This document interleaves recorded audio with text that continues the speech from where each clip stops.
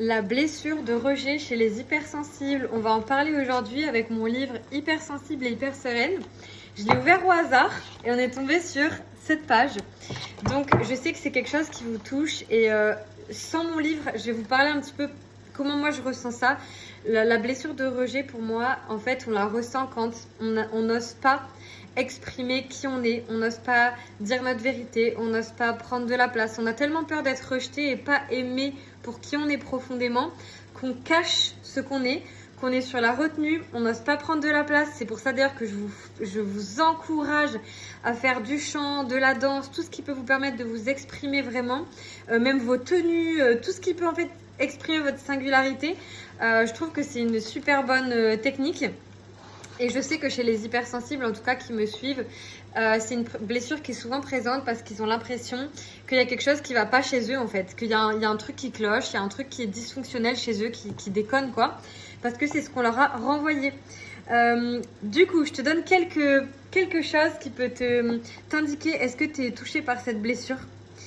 Alors, croire que tu ne vaux rien ou pas grand-chose, ne pas te sentir à la hauteur. Être constamment insatisfait ou insatisfaite de toi. Être convaincu que si tu n'existais pas, ça ne ferait pas une grande différence. Alors ça, c'est super triste. Moi, je le ressentais énormément quand j'étais adolescente, etc. Et je pense que même, ce sont ces pensées-là qui peuvent vraiment nous mettre en dépression, quoi, en rejet de la vie, avec l'impression que la vie ne vaut pas la peine d'être vécue. Se sentir différent ou différente des autres et du reste de sa famille.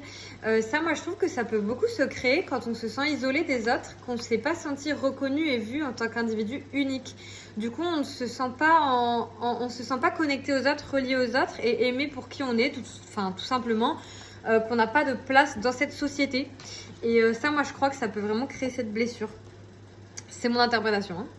Se sentir coupée, incomprise des autres et des humains. Alors oui, parfois dans l'extrême, on est en mode « moi je hais les humains, je n'aime que les animaux », ce genre de phrases. Se sentir seule, inquiète et mal à l'aise dans un groupe. Se réfugier dans des comportements addictifs comme la drogue, l'alcool, dormir pour ne pas penser. Alors ça, moi je trouve que c'est particulièrement le cas quand on est déprimé ou anxieux.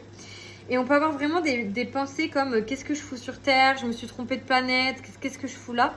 Je vais pas tout vous lire, il y a la peur de déranger aussi quand même et de pas être intéressante que j'ai envie de vous citer.